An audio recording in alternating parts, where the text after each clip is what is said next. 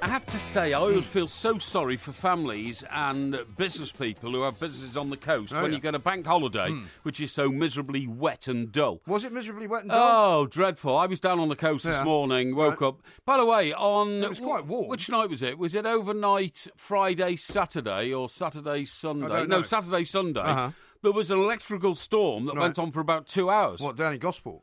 No, in Stockbroker Belt. Oh, really? Yeah, Right. it went on for I about didn't 2 see that. hours. And do you know what? It was accompanied by only mild peals of thunder and hardly any rain. I've never really? seen that before. No, sorry, it was down on the coast. All right. It was down on the What, coast. you don't know definitely. where you were? I know where I was now. Where it was were down you? on the coast. Down Are on the you coast. sure? Yeah, because I remember Because there was some thunder and lightning on Friday night. Yeah. Friday going into Yeah. Saturday. Yeah. Because I think I remember telling you when we did the show from Wembley, the Wembley Hilton, just before the Arsenal-Chelsea Yeah. FA Cup final, Yeah. which was remarkable, by the way. We'll Yes. get to that as well. There was a massive thunderstorm just as I was trying to get into the car. Yes. At about 9 a.m. Oh, that's right, yeah. But it Well, may have continued all weekend. But the electricity in the air was absolutely, it was like a light show. I mean, it really was. It was quite spectacular, looking out over Portsmouth Harbour. It can be. So that was terrific. Yeah. Now, Well, we're going to talk about people getting promoted, including Portsmouth, of course, who have been promoted, because Indeed. Blackpool have been promoted. We've got to come back to that. Well, people, as well as Huddersfield. People noted my tweet about Blackpool. I said, as a boy from the north-west of England, Yes. I'm so delighted Blackpool are back up, because Yeah. it means that I may, at some stage see them back up in the Premier League and get the chance and opportunity to go to Blackpool again, because almost everybody of my generation, Of your generation. at some stage in their life, will have had some sort of romantic liaison on a beach Encounter. in Blackpool. Yeah, I noticed that. Without a shadow of a doubt. I noticed that on Twitter, some of the reaction to that was rather unpleasant Was in a it? way, because people were sort of suggesting all sorts of terrible things. You Oh, might well, have got no, up to. not terrible things. I mean, I'm wondering what exactly you were conjuring up there. well, When you talk about romantic entanglement, what do you mean? You know exactly what I'm talking about. You go off for a night on the Source in Blackpool, it may be a mate's stag night, although I've never been on a stag night, so it wouldn't have been me. No. But I do remember once we took a coach up to Blackpool, and it was for some mate's birthday party or something like that, or whatever. We never saw the coach again. He just pushed off and left us. Well, he just left you there. That's Well, right. how'd you get back? On Sundays, we had to get trains and all sorts of things, yeah. And But you chartered this bus. yes, that's right, yeah. Well, but and so the guy probably thought you were so horrendously badly behaved I've no that he idea. didn't want to get you back in the bus. I've no idea. But we went to various nightclubs and everybody sort of split up and lost each other. And then, you meet a young lady who's, out for a bit of association. Association. And how do you tell that in the Blackpool nightclubs? Well, Is there a particular you can sign tell. that you use? I speak Northern, if you see what I I mean. see, And you end up. Was this during your period of impersonation of Noel Edmonds' brother? No. I didn't use anything like that okay. in these days. Right. In those You didn't days, use Elvis or anything. didn't use Elvis or anything. No. And you would end up on the beach in what you would say a comfortable position with a young lady. Comfortable It's as simple position. as that. Well, yeah. it's certainly not an uncomfortable position. Well, I'm not going into that. there's no pier it's a there, family though, is show. there? Because Sorry. a place like Brighton, you go under Oh the yeah, pier. Blackpool's got a big pier. Has it? I think so, or did it burn down? I don't know.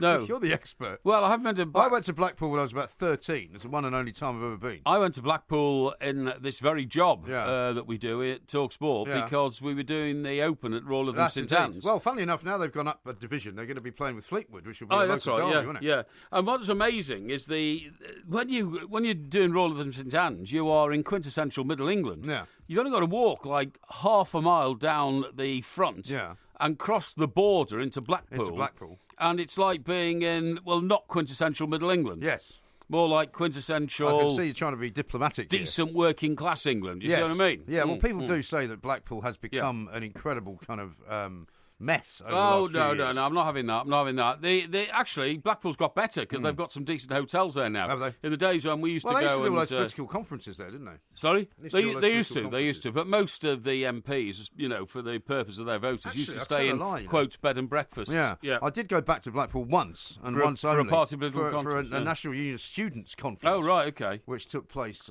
in Blackpool, which I don't remember terribly well, as you Sorry, can imagine. what were you doing there? Well, I was representing the Bath University student newspaper, I seem to remember. Well, you were a sort of union official, were you? Well, I wasn't a union Didn't know official, about no. this. No, I wasn't a union official. But what I was I started up a newspaper when I was at Bath University. Right. They used to have one, but it was like a sort of an A4 kind of sheet. Yeah, but you which reinvented wasn't very it. good. Yeah. I reinvented it and turned it into a tabloid. Right? Excellent, yeah. And I used to be always at sort of daggers drawn with the student union, Yes. who were always trying to stop me from doing things. And put lefty sort of propaganda into exactly. the paper. And trying to yes. sort of come down and hand you like a 5,000-word treatise by the new president of the student union. Yeah, exactly. Which was inevitably a load of old rubbish. Mm. But it was a bit of an ill-fated trip, I have to say, Right. because there was something that happened which could have scarred me for life, but What was fortunately it? didn't. Well, I don't really want to go into it here. Well, I think you should. I don't think I can. Well, let's say that I had to share a room with somebody. Oh, yeah. And that person who wanted to share the room with me, who in fact had asked specifically to share a room with me, and which I'd acceded to, thinking there was no reason not to. Yes. Then sort of, shall we say, approached me one night. Was this a person of the same gender as you? It was. Oh, dear. That was a bit of a shock then. It came as a bit of a shock Right, to me, okay, because I had no idea that he was even of that persuasion. Well, you've got to have He suddenly found himself in bed with me. You must have an open mind about things in life, so, you know. Talk Radio.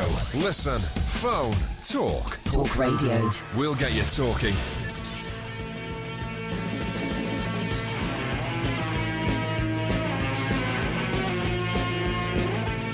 There's a song I haven't heard for a long time. It's a punk era song. What's that? A Holiday in Cambodia. Who's by that? an American band called the Dead Kennedys.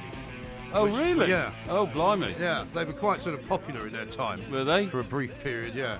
Sounds very brief to me. Well, no, I mean, they were very American. I mean, there weren't that many American punk bands that did well. Okay. They were one of them. But what I was going to say, when I first went over to America, I worked for Star magazine, which was an American-based, sort of weekly magazine. In Tarrytown. They were obsessed with the Kennedys. I mean, we used to do so many stories on the Kennedys. Yeah. Any book that you would buy, any new book that was coming out, they'd buy it. That's right. And serialise it. Because the thirst for stuff about the Kennedys was absolutely incredible. Well, remember the photographer that we used to use at the Express? He had a special boat and he used to go up to Massachusetts. Right. It wasn't Ron Gallagher, was it? No, it wasn't Gallagher, no. And he used to get in this boat and float around outside the Hyannisport compound of the Kennedys. Right. And he had holes drilled in the side of the boat through which his lenses went, and he got loads of pictures. Sure. They never worked out where he's getting the pictures from. Because they were very, very heavily policed again. All Yes, they were. Hyannisport. Yeah. Again, it was another place you couldn't park a car. That's right. I mean, have you ever been up to their compound? It's No. massive. No, I haven't. Absolutely a huge wall that goes, stretches as far as the eye can see. Exactly. Yeah. And again, I was up there for some reason or other. You pull up outside anywhere near there, and the police are onto you like That's right, in a second. What are you doing? And I went up to Arnold Schwarzenegger's wedding to Maria Shriver, Right. which was very much a whole Kennedy thing. Because Maria Shriver's relationship to she was the daughter of Sergeant Shriver. That's right. Who was, I believe, married to one of the Kennedy girls. That's right. Yeah. Yeah. Because I mean, the sort of family tree. Was massive. And in fact, the Kennedy fortune is in danger of dissipating altogether because there's so many of them now drawing from it. Yeah. And whilst Joe was originally a bootlegger, he invested in massive swathes of property. Yeah. They own, like a shopping centre in Chicago and all that kind of stuff. Oh, they were massively wealthy. Yeah, as well. very, very wealthy. But they're the closest thing that the Americans have got to a royal family. Yeah, really. that's right. But they're terribly cursed as well. They're terribly cursed because John F. Kennedy Jr. died in an aeroplane crash. Died in a plane crash. He was on his way to Martha's Vineyard, I think, for a holiday. And it just fell out of the sky. Yeah. Yeah, terrible trouble. Very strange. Now, I made a bit of a gaff this morning. Did you? Yes, I put out a happy birthdays message on social networking. Oh, yes, I saw that. Yeah. To Liam Gallagher. To Liam Gallagher. Which your was old mate, Liam Gallagher. My old mate, Liam Gallagher, you know. With How are things between you and Liam? Well, we don't send each other rude notes anymore or anything like that, Right. However, I'm still a little stung by the severity of the language used in his last note to me, but that's not right. Yes. The problem is, it wasn't Liam Gallagher's 50th birthday, it was his brother Noel. I see. And I should have known that. That is a bit of a blunder. I should have known that because I've been reading for some time about this very controversial invitation which Noel sent out. It showed a picture of Noel dressed up or mocked up as the Colombian coke baron Pablo Escobar. Right. From the TV series Narcos. Narcos, yeah, which is another good one you should watch. Yeah, exactly, and a sort of a flurry of like snow-type cocaine on the front of it, which is all very rock and roll-ish, no problem at all. But what happened was Noel had his 50th birthday party. And he didn't invite his brother. He didn't invite any of his own family, apparently. Right. Now, what I'm reading is, and this comes from one of my pop journals. One of my social journals, that's right. It says the Oasis founder and his wife Sarah McDonald hired the Grade 1 listed Aynhoe Park in Oxfordshire, which I don't know of, actually. I don't. At a cost of £20,000. Very nice. Madonna, 58, in a £2,900 Dolce & Gabbana print dress, cozied up to U2's Bono, your mate from Ireland. Well, do you know that they're going to support U2 on the European leg of the tour? Who? That they're doing? Oasis? No, not Oasis, but Noel Gallagher's band, High Flying Birds. Oh, okay, fine. Yeah. Really? I wouldn't have thought he'd wanted to support any well, other they're group. good friends, I think. Oh, they're good friends. Yeah. Okay, yeah, I see. Yeah, okay. So Bono, 57, and Stella McCartney, 45. Yeah.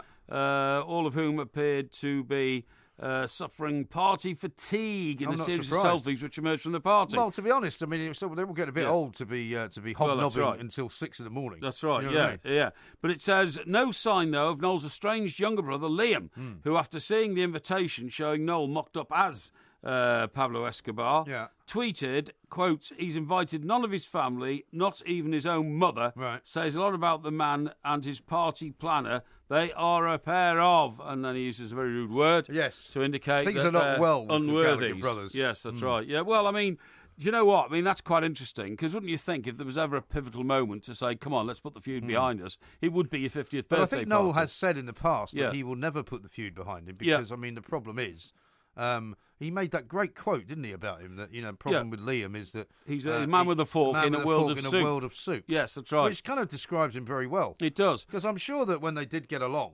and they made some great music together with Oasis, that was a great time. But you get the sense that was very much a small part of their lives, and they haven't got on for much longer than they have, if you know what I mean. No, I totally agree with you, because even when the group was at its peak, I mean, Liam appeared to be doing things that were sabotaging the progress of the group. Totally. I read a very long interview with him in the Times. With Noel. In the Times Saturday Colour magazine a few months back now, in which he pointed out that they didn't really crack America in the way that they would like to have. They never did. In the way that it was the one of the Stones reasons. Yeah, it was one of the reasons that I think that they were as short-lived as they were. Yes, because they couldn't do that. They could, a bit like Robbie Williams couldn't break it, and I wouldn't put them in the same bracket musically. Yeah, but they couldn't break America. Yeah, but he thinks they couldn't break America because do you remember that disastrous tour of America when Liam stayed at home? Yeah, and Noel said it didn't bother me. He said I couldn't care less because I was going to sing anyway. Yeah. But they got up on stage in places, like, I don't know, Radio City, Fillmore. They were playing quite small venues, funnily enough, because nobody'd heard of them. Okay, well, if those people who had come to see, who had heard of them, wanted Liam as their lead singer, a bit like Mick Jagger on the Stones, and when he wasn't there was a palpable sense of disappointment that this wasn't really Oasis, because they didn't see the bad boy lead singer fronting the group. No, exactly. Well, funnily enough, that was the first time I met Noel, because I was in, I think I was in Chicago for some reason or other. Yeah. And the tour was due to start in Chicago. Right. And I got this frantic phone call from the paper saying get out to the airport because Noel's going to land, but he hasn't got Liam with him. That's right. And I did ask him about that. He stayed at home to buy a house, apparently. Well, exactly. That's what he said, I asked Noel about him, and he told me to F off. Yeah, really? Yeah. That's very nice, He wasn't very gracious, I'm afraid. Yeah, well, he could have explained things a little better. Well, but, these things happen. Yeah, exactly. Now, how about this from Kevin, North Shields? I love the Dead Kennedys, he says. When Holiday in Cambodia came on tonight, and he fell off my stool. When what? I've got a Dead Kennedys tattoo. And I'm going to see them next month in Newcastle. Oh, blimey, they're still around then. Usual, so I guess they're still around. Yeah. Wow. How about that? Yeah, it is. The thing that was always amusing about them was that the drummer, I think I'm right in saying, was called Ted. And that was his name. It was his only name. So not like The Edge. No. Or Bono. Just Ted. Yeah. Because Ted was the only kind of living Kennedy. Yeah. And that was the joke. I remember in one news conference at the Express when Bernard Shrimsley, was taking conference. You didn't that like day. him, did you? Not really. He was patrician, very much old school, very elevated. He would have treated somebody like you as a rather sort of downgrade. Yeah, he would. Yeah, sort of rather unfortunate character. Yeah, he would. Despite the fact that I found that during part of his early career, he was actually the editor of the Liverpool Post and Echo. Was he? Yeah, I could never see Bernard in Liverpool, to be honest. No, because he was, he's very much a sort of Knightsbridge man and all that kind of stuff. Yes, and he was in conference one morning, and Heather McGlone was trying to sell this, in-depth interview with a member of this new group, who's revolutionary and all this as her features pages, and Bernard was looking mystified at her and said, "So, and who is this man again?" And she said, "Slash." No, Slash. Yeah, and he said, "I beg your pardon?" Slash. He said, "Are you trying to take the mickey out of me, Heather? Do you really expect me to believe that a man with the name Slash has any credibility in any profession at all? A man who basically has a name which indicates that he's urinating and all this kind of stuff, you know." Although in American it doesn't mean that, does it? No, it doesn't, no, but it does here, and Bernard couldn't get it at all, so he threw it out and said, "You shouldn't have bothered writing it, put it on the spike." And that was Guns N' Roses. That was it, yeah. Presumably, yeah, right. Absolutely, yeah. Yeah, well, I mean, lots of people make those kinds of mistakes, don't That's they? right. That is the problemo. Yeah. Now, I'm going to tell you something about sugar coming up very shortly, but I'm going to hold on to it, because you may be responsible for causing a sugar shortage. Honey, honey. All that sugar you put in coffee all the time. There's a shortage of other things coming, which I'm going to tell you about Really? at the same time. Well, a few hours ago, my back clicked out. What? Now, you know you get back problems. Well, you looked all right when you came in. Well, I was struggling about getting up the steps and all that kind of stuff outside. And getting out of my two-door sports 3.5 litre fastback Merc. Fastback Mercedes. Maybe it's not good for your back. No, it's good. It's great because I've got an ergonomically designed seat. You see, you say that, but and it may the ergonomic well design is supposed to keep my back in place. But it's not that. But it's not doing it. Therefore, maybe there's something wrong with the car. No. Maybe you'll have to get a car more befitting your a sort of splendid number of years. Yeah. No, see what I'm saying? Yeah. Sure, I understand what you're saying, but it's nothing to do with that whatsoever. It's all to do with the fact that your back can click in and out at any time. You're not on any prescription drugs, are you? No. Well, you're not going to be found asleep at the wheel on the way back to Stockbroker Belt, Surrey. You're talking about having hit a few cars on the way back. Tiger Woods style. Well, I mean, apparently he's got 2 flat tyres on one side of the car. Yes. He's got a whole scrape down the side of the car. Yes. The police are saying, however, he doesn't seem to have hit anything. No. How do you get those then? I don't know. I fell asleep once on a motorway. Did you? On the M62, coming back from a party in Yorkshire, going back to Manchester. Really? I lived in Sale. It was a long time ago, I presume. Oh, 3 decades ago.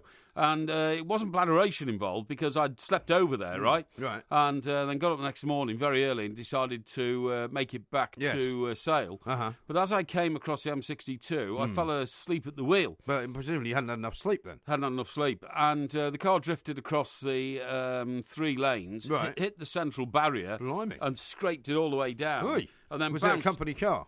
It was a company car, yeah. Right. And then bounced off and went back over the 3 lanes. And were you sort of going up and down, like on the grass and all that? On the gravel, actually. Yeah. There was a gravel next to me. I woke, and as I woke up, for some unknown reason, I thought, am I in an aeroplane? Because it was heading up the green bank on the other side of the motorway. You must have been well out of it. Yeah, it was. Yeah, well, I was stunned and shocked, you know, and then it spun round. Fortunately, and went back down onto the motorway. Very lucky you didn't hit something. I was extremely lucky because it was about 5 in the morning. Right. You know, so it was dark. No, it was light because was it was summer. It was about 6 in the morning or something like that. Yeah. Luckily, there was no other cars on the road. Well, I was very lucky indeed. Yeah, very, very lucky. And so, what excuse did you make to the company car people? I didn't. I held my hands up and said that. What did you say? I said the tyre blew out. So you didn't hold your hands up? Well, I did in a way. I mean, no, you told them a lie. No, I didn't tell them a lie. You told them a tyre blew out when in fact it hadn't. Well, the tyre did blow out. Well, it did by the time you'd finished scraping the that's car right, around the middle of the central reservation. I had to pull onto but that didn't cause the actual accident. I had to pull onto. How do you know? It could have done. And I had to pull onto the hard shoulder and change the wheel. But anyway, look, that's irrelevant. The thing is, my back is more important. Story now about how you managed to con the company car people. I don't blame you because everybody did. Yeah. You know, something happened to your company car. My ex-wife, once wrapped my company car around a pole in an underground car park at Waitrose in Swiss Cottage. And it was a Ford Mondeo, white one. And the back door, I don't know how she did it. The back door was completely smashed in. Yeah, you know, terrible. like completely sort of, like in a V shape, right? Shocking. And I said, how did you manage that? She said, it's a very small car park. That's right. And I said, well, it's not my fault. Anyway, but I couldn't tell them that's what happened. Yeah. So I had to tell them that, somebody had smashed into the car when it was parked on the street. Yeah, well, I mean, that was a lie, obviously. Well, of course. Terrible lie. But the thing is... But they didn't care, really. Because I was smarter than the average bear, instead of taking the car back to the office and saying to somebody there, the transport manager, what I did was, I went straight... The car must have been a bit of a mess. It wasn't a mess, yeah. The windows blown out or anything? No, they weren't. No, it was only scraped down the driver's side, all the way down the driver's side, because I'd hit the barrier, the central reservation barrier. So I, instead of going back to the office and talking to the transport manager, who's a complete juice head, complete bonehead, I went straight to the garage where I knew the things got fixed. Yeah. and paid the guy £60, which was a lot of money in those days. Well, just to sort it out. Yeah, I said, just fix it, will you? Yeah. You know, and he said, well, I haven't got Form SD3 from the Express. You don't need Form SD3, just fix it. Yeah. I said, and just get it done, please, and all that, and then send the bill in next month, will you? And then, you know, it'll be too long for them to be able to check back on what's the problem. I said, look, so many people bash so many cars about. Yeah. Honestly. Oh, totally. Yeah. And he said, all right then, but it'll cost you 100. Yeah. So I had to give him 100 Yeah. quid. I mean, having a company car was kind of tantamount to not having to be responsible in any way, shape or form for anything that happened to it. Absolutely. You know? One of our guys there, the name was Graham somebody, and he fancied himself as a bit of a lawyer, and he used to make money on the side by doing people's conveyancings when they came to London and bought the first house. So you're allowed to do that? Yeah, you don't have to be qualified. No, you don't have to be. No, you don't have to be. No. Well, he fancied himself as a bit of a lawyer, and I think he might have studied law at university and then decided to go into journalism or something like that. You know, he's a very pompous fellow.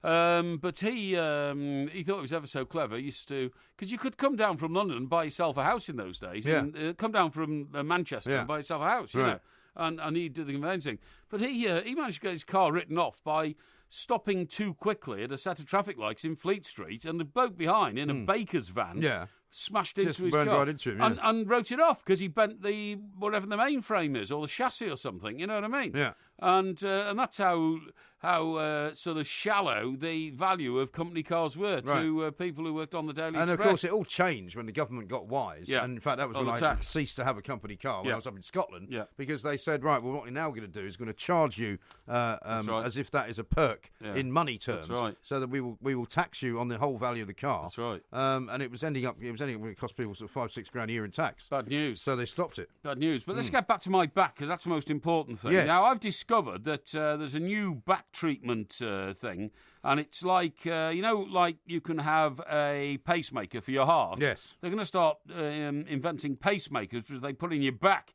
Now, did you know that back pain is Britain's biggest cause of disability? Yes, I did know that. It affects 1/10 of the total population. It consumes 1.7% of the gross domestic product of this country. That's not the health budget. No. That's of the gross domestic product of this country, right? But that's because so many people are off with disability who have got a bad back, and nobody can actually gauge how bad their back is. That's right. Because you can't really measure it. You can't. No. You see, the problem is, if you've got a specific cause, like sciatica or a herniated disc, then you can have an operation for it. Yeah. But most back conditions are untraceable. So researchers have speculated that by using electrodes to zap a branch of the spinal nerve near the L2 vertebra, right? Vertebra. Yeah. To make the lumbar multifidus muscle squeeze repeatedly. Sounds a bit unpleasant. It does, doesn't They it? could provide long-term pain relief by honing motor control in the lower back. See? Yeah.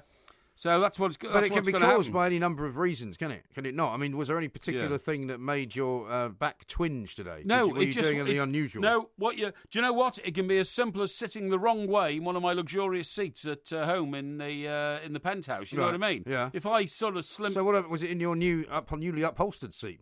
It was actually. It was. Maybe it's down to that. No, then. it's not down to that. I think if you get lazy and you slump back in your seat and then put my feet on the coffee table, that can sometimes be a trigger for the back to go wonky. Yes. Help, I need somebody. Help, not just anybody. Help, you know I need someone. Help. We've got loads and loads of questions here, Mr. Parry. Yes. I'm going to start off with something that's on Facebook, and it's from Danny, who says this: how do I get my wife to stop spending money so we can go on holiday this summer? Should I cut up her card? No, don't cut up a card. That's an act of aggression. You've got to do this by negotiation. Now, you say, how do you stop your wife spending the money? Depends what she's spending the money on. If you're spending it on your weekly food bill, then it's necessary expenditure. If she's spending it on designer clothes for herself, you might say that's a little selfish. You've got to have a talk and get together on this. But also, weigh up, is the holiday worth more than your wife's happiness in spending the money on what she's spending it? Get together and talk. Here's one from Harry, trying to get one in early. He says, why and how did you switch from print to broadcast journalism, and which do you prefer? Listen, that is such a long story that we'd spend a show doing it, but very, very basically, people I worked with in the print industry suddenly found themselves an opportunity to get involved in radio, which had been coming for 20 or 30 years. When I worked on the Birmingham Evening Mail, a lad left there and went and joined BRMB Radio, which was the local commercial station. We all said, you're mad. He went there as a reporter, and he got a very senior position in commercial television. So it has been happening for 20 or 30 years. It came my way. I knew that newspapers were in decline. I took it, and Mike joined me later. Indeed. Now, difficult one. I guess this one to answer straight away, but I'll give it a go. Jamie says this: if you could have dinner with 5 famous people, one person from each of these categories: sport, politics, an actor, someone from overseas, and a favourite female. Yeah. Could you think you could name 5 people? Yeah, I could. Give me the classes again. I'll do it one by one. First one, sport. From sport, it would be Alan Ball. Politics. Politics, it would be Winston Churchill. Actor. Actor would be Lord Olivier. Somebody foreign. Somebody foreign would be, let me see, it would have to be Franz Beckenbauer. Franz Beckenbauer. Somebody female. And somebody female would be Joan Collins, because I think she's an absolutely wonderful British lady. Here's one from Stuart. Now, this is a bit specific. You're a clever man, Porky, a property magnate, a ladies' man, man of the people, successful businessman. Can you tell me if you've ever tried celery dipped in Bovril? It's amazing, but everyone thinks I'm weird for liking it. I've never tried it dipped in Bovril, but I have tried it dipped in Oxo, so I don't know if that's the same sort of thing. Does Bovril taste like Oxo? Bovril is kind of like Oxo, kind of Oxo, it's a sort of beefy, meat product and that kind of stuff. Yeah. I like celery very much. We've just been talking about salt. One of the favourite places I like to sprinkle loads of salt is on a stick of wet celery. Yeah. I find it very nutritious. Okay, here's one from Caroline who says, Ouija boards, are they harmless, or is it a genuine medium better for contacting the dead? Or should I just avoid all of it? I would avoid all of it, and I'll tell you why. I don't think there's anything in it, but it can turn people's minds. You know, they get terrible sort of fantasies about connecting themselves to people who've passed on from this life to another. I think they're best left alone. Okay. Here's one from somebody called Luke. Porky, if you were asked to compile a musical supergroup from your generation, assuming Messrs. Lennon, McCartney, Harrison and Starkey were busy, who would you pick to provide guitar, drums, bass and vocals? That's another one that's a bit difficult, isn't it? Too complicated to answer on this, but I'll try and get you an email response. Yeah. Okay. Gren says this: last year I bought a quite expensive barbecue. Tried to use it this weekend and it's all knackered. The cover I bought has not done its job. Do I buy another barbecue or take it back, saying the cover has not done what it's designed to do, and it's allowed water to get into the barbecue and rusted it? Yeah, no, it's your fault entirely. You've got to remember, barbecues are, in my view, designed as a one-season wonder. Nobody at the end of a summer, if they've used a barbecue 2 or 3 times, scrubs it down, wraps it in canvas and puts it away in the shed or the storeroom. Barbecues just end up rusting at the end of the garden. I can't stand barbecues anyway. I would never buy one. For those of you who do, sorry, you've got to pay for them each year and just take your punishment. Yes, I think you may be right. Josh says, will Forest do well this season now that we have a new manager and a new owner with no transfer ban? I can't answer that absolutely specifically. I can only tell you that from what I can see, Forest have got the kiss of death about them still. I don't think they've resolved those problems which have dragged them down to depths which Forest fans must hate within the football world. Okay, how about this one from Losty? I can't afford to go on holiday abroad this year. Any suggestions for somewhere nice in the UK to go instead? Well, there's plenty of places in the UK to go. You can go to Cornwall or Devon. You can go to the Norfolk Broads. You can go to the northeast of England and enjoy cheap accommodation with fine beaches and seas. You've just got to depend a little bit on the hope that there'll be good weather. Go to the Lake District, go to Blackpool, go to North Wales. There are millions of places in this country you can go to. Don't worry at all about not going abroad. Stay in England. It'll do you good. Have a staycation, indeed. Yes. How about this one regarding a holiday? This one is from William. He says, MG, I'm in Portugal next week. Should I have 2 drinking sessions, afternoons and evenings, or 1 big session just in the evenings? Well, I find it very difficult to separate a lunchtime drinking session from an evening drinking session by having a gap like a siesta or something for 2 or 3 hours. What I do is, bladdo modo has got to be the word of this show. That's bladderation in moderation, okay? And what you can do is, if you're on holiday, you're relaxing and all that, you can go for a couple of pints around about, 12 o'clock, 12:30, something like that. Follow that with a bit of meal, a bit of lunch or something like that. Take you into mid-afternoon. There's absolutely no reason then why you can't leave the dinner table, have a few more drinks and, just casually sort of pack up the day at 5:30, 6 o'clock, 7 o'clock or something like that. Go off for dinner somewhere, no problem. FC says this: is it more important to talk or to listen?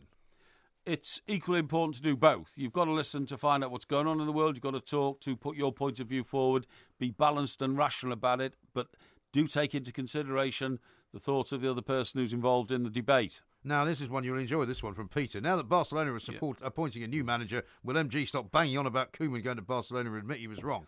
Well, I have admitted I was wrong. Yes, he has, but you had to, because the point is it was so graphically wrong that you have admitted that. Look, Ronald Koeman's got a huge future in the world of management. I hope that it happened at Everton enough to satisfy his desire to stay there for a long time. We think he's a top man. OK. David says this. Where are Ipswich Town on your pecking order of clubs to support? And should I invest in the streaming platform coming out next season, which allows overseas supporters to watch every championship game? And he says he's in Perth, Australia. Well, that sounds pretty good to me if your team's in the championship, which of course Ipswich are. I don't really fly a flag for Ipswich, to be honest. I mean, my club is Everton. I like to look for Chester's results because they're my hometown. And I don't have any teams after that. Honest to God, I don't. I say occasionally, Sheffield Wednesday, because they were the losing finalists in '66. But Everton consume me in everything in football. Chester for really for obvious reasons. Yeah, for obvious reasons and hometown reasons and cosmetic reasons interest me. OK. Speaking of which, I've got one here from Oliver who says, Everton or Liverpool, which club will win the Premier League title first? Please be honest. It's a very good question. Liverpool have had 27 years to go, have they, since one? And, that was just after they ended the greatest run of successive title victories in the history of English football till Manchester United came along. So you would say they should have got it by now. I'm going to plump for Everton because I think Everton now have got a great opportunity to put themselves back amongst the elite. Well, that's going to be interesting to watch. Amy says this. It's always been spoken about as far as ladies are concerned that you've ditched, but have the tables ever been turned and have you ever been ditched by a woman? Not really, to be honest. I mean, I've never, received that phone call or a letter or a face-to-face confrontation in which I've been told, I'm sorry, I don't want to see you anymore. That has never actually happened. What has happened is that sometimes I've had to make it clear that I was losing interest in the relationship in order to tell the foresaid lady, sort of let the foresaid lady know that this relationship didn't have a future, which would often prompt a where do we stand type conversation, which would inevitably lead to a cessation. Yes. Indeed. That's quite a complicated answer there. Yes. But thank you for that one. Yes. On the same subject of the league title, David says this, Dear Porky, who's going to win the league next year so I can lump on whoever you don't say? Yeah, it's impossible to say because Manchester City are making the early moves in the transfer market with some big signings, very expensive signings. I expect Manchester United to be an altogether different and more powerful force. Liverpool, I think, will still again be very strong. As will Chelsea, the current champions, and probably Arsenal. I expect Everton to be stronger. Who knows whether or not Newcastle might be able to be the surprise team of the season. So it's impossible to say. Impossible to say at this point. Final question from TMF. If you had to give a song title to describe yourself, what song would it be? What song would it be? Yeah. It would be... I suppose people could suggest any number of them. Yeah, any number of them, but mine would probably be I Absolutely Love You. I Absolutely Love You? Yes. Who's that by? David Bowie. By David Bowie? Yes. Okay. Yeah. Oh, Absolute Beginners, you mean? Absolute Beginners, yeah. But there's a line in it saying I Absolutely Love You, And how would that be determined? Well, I like to feel that my flock would like to convey that message to me. Yes. Absolute Beginners, there you go.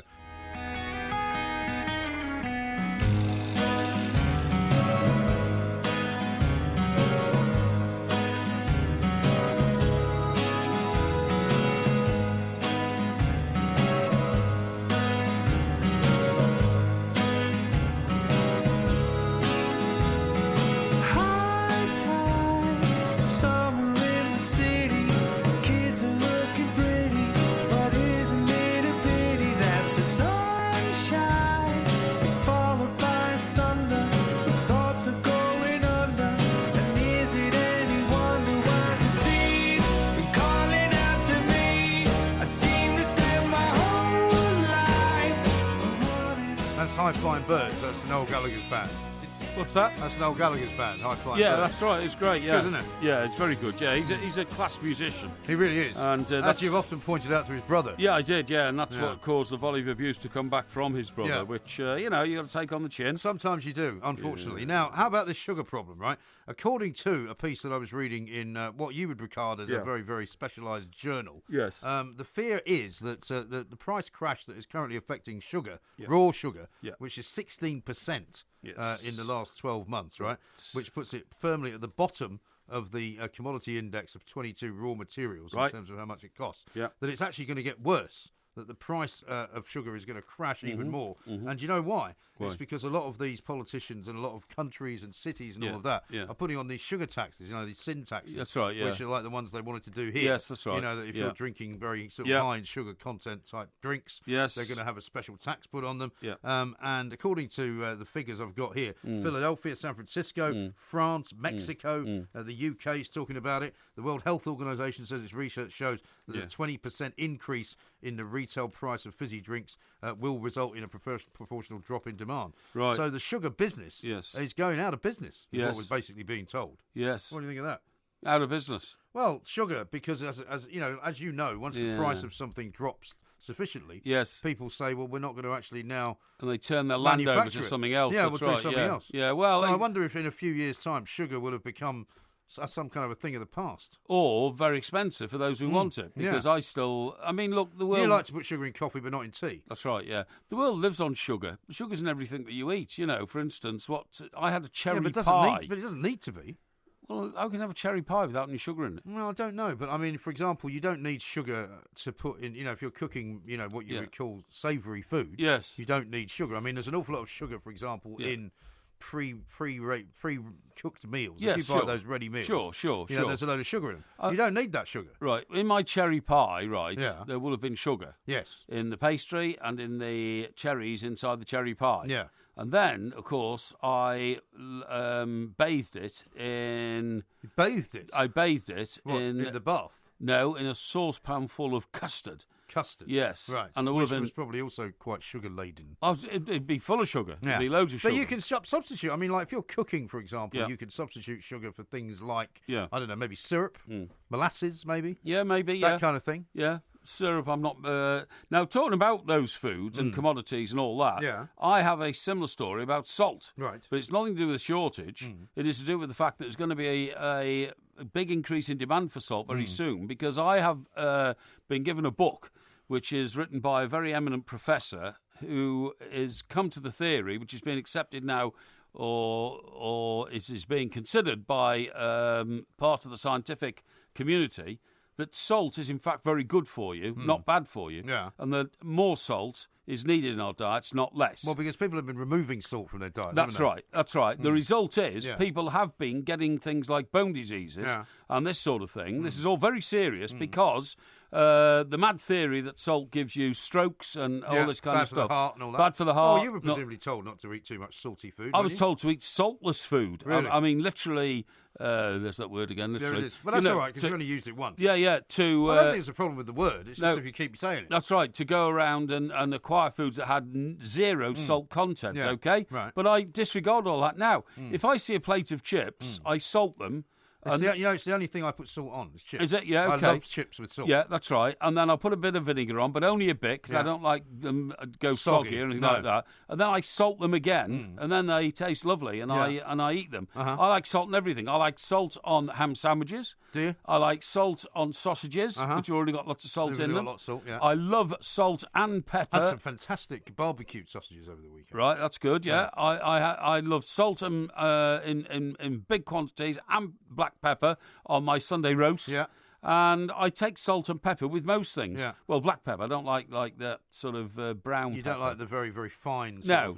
No. I like the ground pepper, particularly on my pizzas. Freshly ground black pepper is very good. Yes, it is, yeah. And that's very good for you, actually. Yeah, it is, yeah. But the salt thing, I've said for years, there's nothing wrong with salt. I'll cook with salt. I don't cook with salt, funny enough, because so if I'm cooking mashed potatoes... normally you don't speaking. Put salt in the no, water? I don't. I wait until the potato's done and then add what I want then. Yeah. Funny enough, I was reading about mashed potatoes the other day. Yes. As you do. And somebody, I think it wasn't Gordon Ramsay, it was one of these chefs. Yes. Who was saying that basically boiling potatoes when you mash them is the wrong thing to do if you boil them in water. Right. Because they lose all their flavour. Right. And what are you supposed to do? They recommend boiling them in milk. Oh, okay. Well, I don't mind that. Which I might try. But that's a lot of milk because it evaporates very quickly.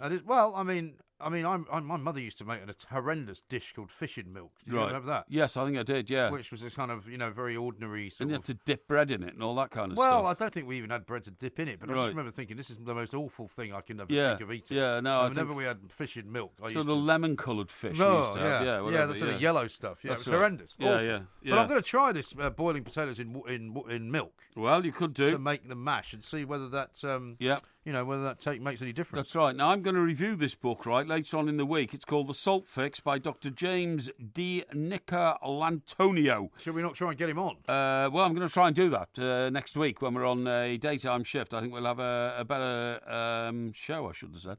Daytime show. Yeah. We'll have a better sort of opportunity to get hold of him.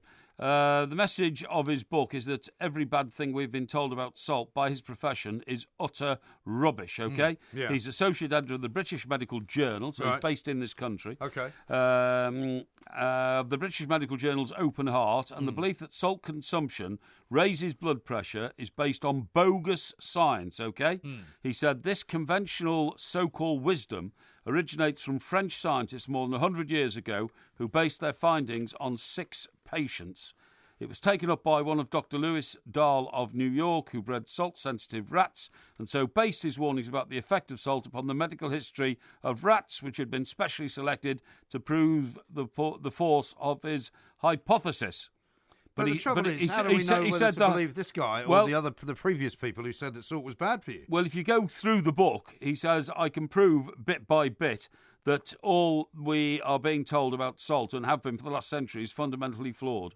Okay? Well, I mean, that will be revolutionary if that turns out to be the case. It will be very revolutionary, yeah. Because, of course... but I've been saying this for years. I've been saying nothing wrong with bacon, nothing wrong with butter, nothing wrong with salt, and one by one I'm being proved right. People have done a U-turn on butter. Yeah. They've done a U-turn on full Yeah, but it's like everything else, cream isn't it? milk. As long as you're reasonably sensible. Yes. And you don't put... my father put loads of salt on everything. Yes. And I think for him it was a hangover from the war, where, they used to preserve a lot of things That's in right, salt. they did, yeah. And they used to use an awful lot of salt. And you can develop a taste for it. Yes. But equally, if you take too much salt, you're going to get very, very thirsty all the time, well, which is not going to be very good for you. You see, this is another thing which I don't understand.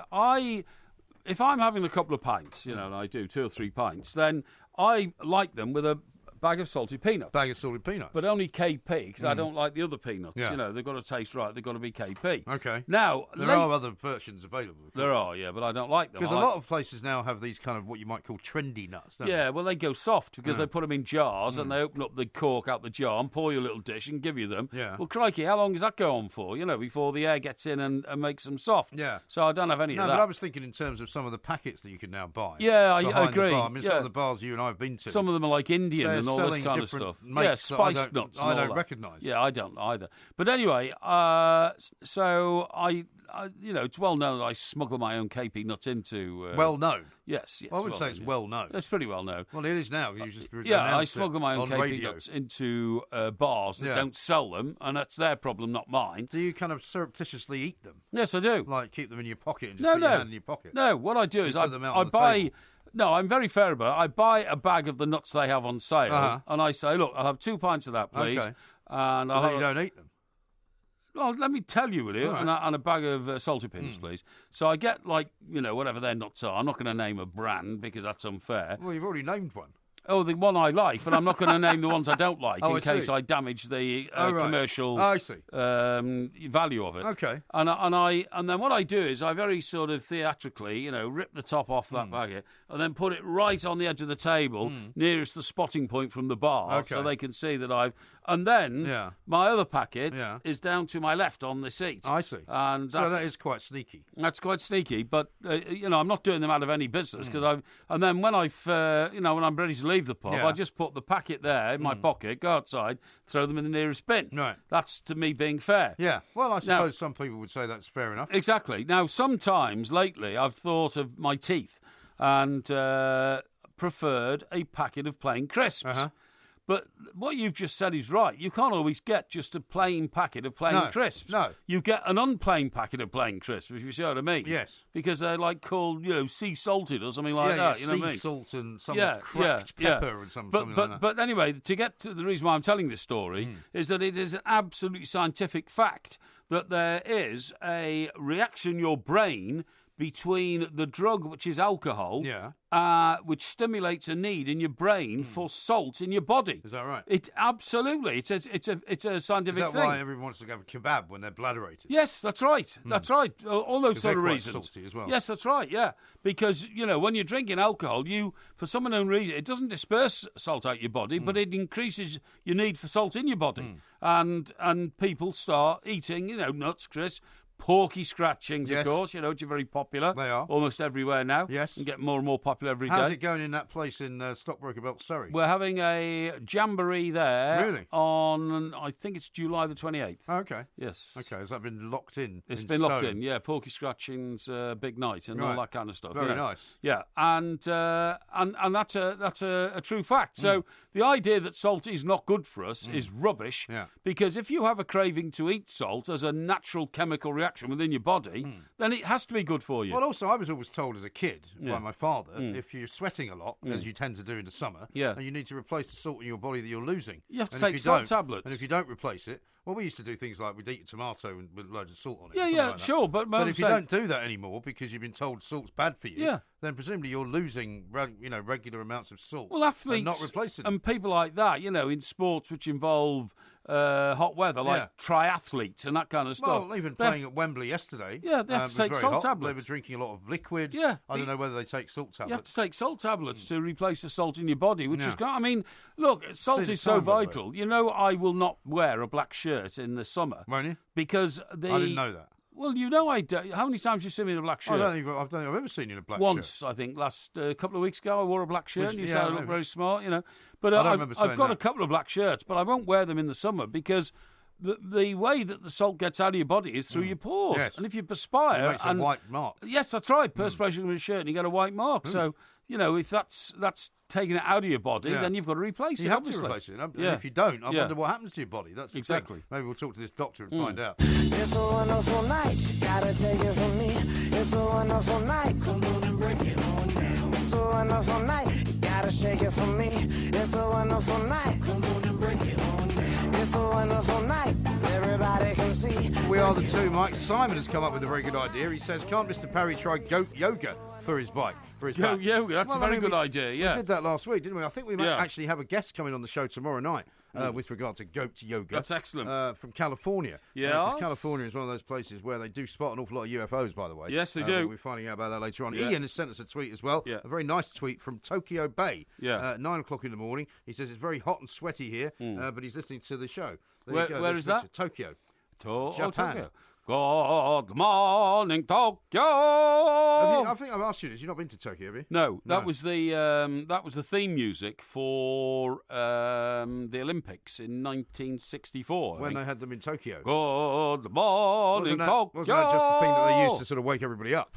No, it was the theme music. Was it? Yeah, I think it was the the BBC theme music. When you say about Tokyo, I was going to go to Tokyo. Yeah. Because there was some kind of celebrity show where people won these great prizes, and we had a deal at the Express to go with the winners of these great prizes, like Acapulco and all that kind of stuff, right? So which is actually kind of a hideous tour of duty because you'd actually have to spend time with these people. Oh, it's awful. Which would not be nice. Honestly, if people say, "Oh, you got a free holiday in Tokyo or Acapulco or something," you say, "Yeah, but you have to actually escort a couple of morons, who've won a game show." You know what I mean? That's a bit harsh, though. It is a bit harsh. Yeah, I'm sorry about that. Yeah. A couple of prize winners, that's I think what you meant. Yeah, who've won a game show prize and they treat you like their personal sort of maid or servant or something, and you have to get everything for them and all that, because the whole idea is when you get there, you do a big double-page spread feature of them frolicking around on the beach in Acapulco, But anyway, but inevitably something always goes horribly wrong. Always goes horribly. They have a terrible big row or something like that, or that's right. Falls down, cracks their head open. Yes, that's right, something like that, or the aeroplane gets diverted or something, But anyway, so I said, so I thought, well, that's not bad. I haven't been to Japan before. So, unfortunately, my sister then decided to get married. My father had died, so she needed somebody to walk her up the aisle. I remember you telling us this story. So obviously I did my familial duty and turned down the trip to Tokyo. Quite a decent thing to do. Yes, that's right. And I've never regretted it since, of course, because she's had an inspiring life ever since. Yes, well, that was a very good thing to do. Yeah. Minding people was always a nightmare. I remember it's horrible. An ex-colleague of mine, who had to mind somebody who was involved in some kind of, I think it was some kind of big crime case. Yeah. Right? But the guy who he was minding was in fact in some form of relationship with this other girl. Yes. Who had been in, it was a sort of triangle of love or something like that. Right. And he was always writing her love letters and asking this guy to sort of pass them on to her. Yeah, right. Because he wasn't able to get out of the house. And he used to write the most appalling stuff, apparently, which was so kind of ghastly that he thought that it was in some way poetic. Yes. And I can't even really repeat any of it. No, It was a family show. No, I wouldn't But know. it was basically horrendous kind of prose. Oh, God. Which was very explicit sexually. I used to... and saying, could you pass this love letter on to my girlfriend? I used to hate the mining operation. It was dreadful. You know, I had to spend a night once in some horrible hovel of a homes in somewhere like Essex or somewhere. But, somewhere like Essex? Yeah, well, a poor part of Essex, you know what I mean? And what happened was, it was a terribly tragic story. It was one of these typical, the mother had left her husband and shacked up with a new boyfriend, and the new boyfriend had terribly abused the child, you know what I mean? It happens all the time. It's a terrible social scenario. And so the boyfriend was on trial for the murder of the little child, a terribly tragic story. Right. But the biological father actually saw this as an opportunity to become famous.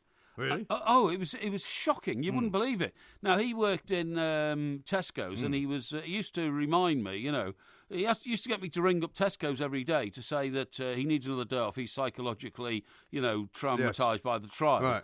And he used to say things like, cool, smart, the thing is, you know, if I was just a shelf stacker, it wouldn't matter, would it? But I have to let them know every morning because I'm deputy produce manager. Deputy produce manager, a big job. Yeah. So I then started calling him. I then started calling him the cauliflower kid. Right. You know, because that's very sympathetic of you. Yeah, exactly. I'm sure he appreciated that. That's right. Yeah. Helped his trauma, no doubt, no end. But he spent all day, and I mean, never, you know, don't forget this was a tragedy. A poor child had died, and he was the father. The father. He should have been traumatised by all this and terrible.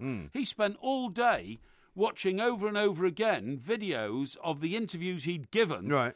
To ITV and BBC in preparation for the story after the boyfriend got convicted. Yeah. And he just kept watching them. He loved it. You know, he loved seeing himself on screen. Yeah. And then he'd done a couple of interviews when the poor child had first been killed and, you know, the reaction from the biological father. Right. And he was mock crying all the time in these interviews. That is shocking. And in the end, right, at the Old Bailey, you won't believe this, I was sitting next to him when the verdict came in guilty, you know, and it was all this head in hands and all that kind of stuff. Right. And we came down the stairs and we were talking, and we turned right into the courtyard at the Old Bailey, and at the end of the courtyard were all the photographers and all that. And as soon as the camera started going off, he suddenly did my legs are wobbly and I'm grief-stricken. He was an appalling person. That's terrible. An appalling, that is awful. Absolutely shocking, horrible person. But you guys had bought him up. We bought him up, so you couldn't write all that. No, I couldn't write all that at all, and then we had to get him off to a hotel, and of course you had to literally kick your way through the mob of fellow journalists to get to the taxi, and that was the time when what happened was Chris Boffey, you know, who's still around in Fleet Street, is, and an old colleague, an old mate, worked for another paper. He grabbed hold of the taxi door, and he's a big guy, Chris, about 6'2", 6'3". He wouldn't move because, you know, he was keeping the door open so other people could take photographs of the biological father that we'd bought up. Right. And when I said to the driver, move, and I started hammering on his window, I said, I told you to move. So the taxi driver put his foot down and the door of the taxi came off. Right. Oh, it was a complete fiasco. And this was all happening in the Old Bailey, you know. I mean, those things just don't happen anymore, do they? Because there isn't that kind of competitive spirit going on between newspapers. But we have many tales to tell about that, which we shall do. Yeah. Now, let's go back to the football for a moment, if you don't mind, because back on the back page of the Daily Mirror is the story that we mentioned earlier on. Manchester City to splash £300 million on the world's best. Now, apparently, the best talent in the world is going to come to Manchester City for £300 million. Well, I've got two questions about that. One, if they're going to spend £300 million, what's to stop Man United from spending £400 million? Yes. Or Chelsea from spending £500 million? Yeah. Or possibly Arsenal from spending, well, maybe 50 million. There's only a certain number of players around. But I mean, the best talent in the world and all that, that's all very well, but where's it going to come from? Where are all these players? You know what? This sounds like a Roy the Rover story to me. It's like, billionaire arrives at club and says, go and get all the best players in the world and bring them here. That's right. Exactly. Yeah. It's not usually that easy, is it? But I don't think it's going to be that easy because they've already kind of had that policy in place for the last 4 or 5 years. Yeah. And certainly for the last 3 managers, they have gone out there and bought what they thought were the best players. They bought John Stones, who was meant to be brilliant. They bought Kevin De Bruyne, who was meant to be brilliant. Yes. Sergio Aguero was meant to be brilliant. And the list goes on and on and on. Yeah. Yaya Toure, but it hasn't worked. I mean, you wouldn't say they're unsuccessful, but they're not as successful as they should be, are they? I mean, this money is coming from the Manchester City owner, Khaldoon Al-Mubarak, who has admitted the first Premier League campaign under Pep Guardiola was nothing to celebrate. So he's saying, there's nothing that annoys me more than people calling or messaging to congratulate me on 3rd place. Yeah. My answer is pretty standard to everyone. There's nothing to congratulate. Only congratulate me when we win the league. And it's not as if they've got anything off to the side, like the League Cup or the FA Cup or anything else. No. They didn't last as long in the Champions League as they did the year before. No, that's absolutely when right. they got to the semi-finals with Mr. Pellegrini. Yes, that's right. So, I mean, and also, what about Pep Guardiola, who is meant to be the man who is able to work his magic on almost any number of players? Yes, that's right. Yeah. Well, and what does it mean for the players who are there? I mean, there's so many questions. Questions. On the back of the same paper, it's got Mahrez, I'm out of here. Leicester facing a meltdown. Riyad Mahrez is demanding to leave, and lots of other stars apparently want to move away. Well, maybe Manchester City will buy some of them. Maybe they will. Yeah, I mean, you can't blame those players for wanting to leave. I said it then, and I'll say it now that Claudio Ranieri should have been sacked after they won the Premiership if the owners wanted to then put themselves on the European map. Sure, but if he's up for grabs for 35 million at Monaco, for example, who are apparently interested in him, what's to stop Manchester City going, I'll tell you what, we'll offer you 50 million. Well, perhaps, he wants to go to Monaco. Yeah, but all they're going to do is... Some people do. Yeah, that's true. And he's Algerian, so, he may wish to be in a sort of part of the French Empire. Yes. But in the end, surely the price of all these players is just going to go up. Yeah. That's all that's going to happen. Of course it is. You're absolutely right. The spiral of cost in football was triggered originally by Mr. Abramovich, who came here and really had a bottomless pit of money to try and establish Chelsea, which he did very, very successfully. Yeah. But of course, the other clubs then left in the wake because they didn't have billionaire, what I would call, free money owners. And until you get a free money owner in football these days, you're not really in the competitive area. Right. Despite the fact that clubs like Leicester can, carpet bag the elite. Exactly right. Yeah. Lots and lots more talk about all that kind of stuff coming up with Mark Donaldson, who's with ESPN. He's also going to bring us up to date with the latest on Tiger Woods. We touched on it earlier on when the show started. Yeah. But it's a very mysterious situation with Tiger Woods. We're not really sure precisely how it's going to end up. He is going to face some kind of charge. We don't know what's going on in his head. He is going to have to go to court. So if he's going to face a charge, he's going to face a charge, and we've even the police statement establishes there was no alcohol involved. Yeah. What's he going to be charged with? Well, he's charged with driving under the influence of something. What, right? Prescription drugs? It could be prescription drugs. But but if you're not in charge, if you are in a state of disrepair in your car, i.e. you're not in charge of the vehicle, that is a criminal offence. The fact that he was asleep at the wheel is a criminal offence. But the car wasn't moving when he was asleep. It doesn't matter. Although it probably had been because it was all smashed up. But even if for example, if you were to get into your car now, sit down on the street and fall asleep in the driver's seat, that is an offence. If you started the engine, you mean? Well, no, just sitting in the driver's seat is an offence. You have to go, if you want to go to sleep in your car, you have to get in the back. What, even in this country? Yeah, absolutely. What, so if it was a very cold night here and we'd finished work and it was, so we finished at 1. Yeah. Okay, so we finished at the time that the previous show finished. Yeah. You go downstairs, the battery's flat in the car. I'm going to have to, and you haven't had anything to drink because you've been working here. You're going to have to call, the RAC or something. Yeah, you call out the other and they say, we're going to be 2 hours. I'm sorry, it's a bitterly cold night. Yeah. So you say, that's all right, don't worry, I'll have a kip in the car. Yeah. So you get into the passenger seat, you lock the door, and you put the seat back and start. And if a policeman arrived, you're all right. No, the passenger seat's okay. You can have the passenger seat. Sorry, in the driver's seat. Yeah, the driver's seat is an offence because you are deemed to be in charge of the car if you're in the driver's seat. Yeah, but if you're in charge of the car and the engine's not starting and it's incapable of starting because the battery's flat, then that's a pretty stupid law. Well, it might be, but in my view. But that is the law. Yeah. So he will be done for that, absolutely. But both front tyres were flat and both front and back bumpers were damaged. The idea that they've come out and said, well, he hasn't hit anything is extraordinary. Yes, it is, yeah. I mean, because in order to have 2 flat tyres, I presume he was probably driving, it doesn't say what kind of car. And a scraped car. Yeah, he doesn't say what kind of car he was driving, but I assume it was quite an expensive car, quite a well-made car. Yes. I mean, the last car that he wrecked in the fire hydrant was a Cadillac Escalade, which is a massive 4x4, Is that the one that his wife attacked with a golf club? That's the one, yeah. Yes, that's right. And he I was only smashing open the back window to get Tiger out. That's right. You were trying to kill him. No, you were trying to kill him with a 9-iron. Adrian says this. Yes. He did say that Tiger Woods' car was a Mercedes. I wonder if it was a 3.5-litre fastback. No. # Porky Muscle Car. No, you have come across the police report, haven't you? The police report the here. Tiger Woods police report, because we've got a statement from Tiger Woods on there about what indeed he is now going to do. Yeah, well, I mean, he's made that statement, I think, 24 hours ago. I understand the severity of what I did, and I take full responsibility, de-da. I went on to say no alcohol was involved, which the police have confirmed. But this is quite interesting. Observation of driver. Upon my arrival, this is the police officer, right? After speaking to officers on scene, I made contact with the sole occupant of the vehicle, who was later positively identified as B.M. Eldrick T. Woods. Yes. Seated in the driver's seat of the vehicle, Woods was extremely slow and had slurred speech. Right. Woods stated he was coming from L.A., California, from golfing. Oh, yeah. Woods stated he did not know where he was when we talked to him at the scene. Woods had changed his story of where he was going and where he was coming from. Woods asked how far from his home he was. It should be noted that Woods was heading southbound away from Hobe Sound. Takes several prescriptions, he told us. Yes. General observation, speech extremely slow and slurred, mumbled and confused. Attitude, cooperative but confused. Clothing, white shirt, black shorts, black and white shoes.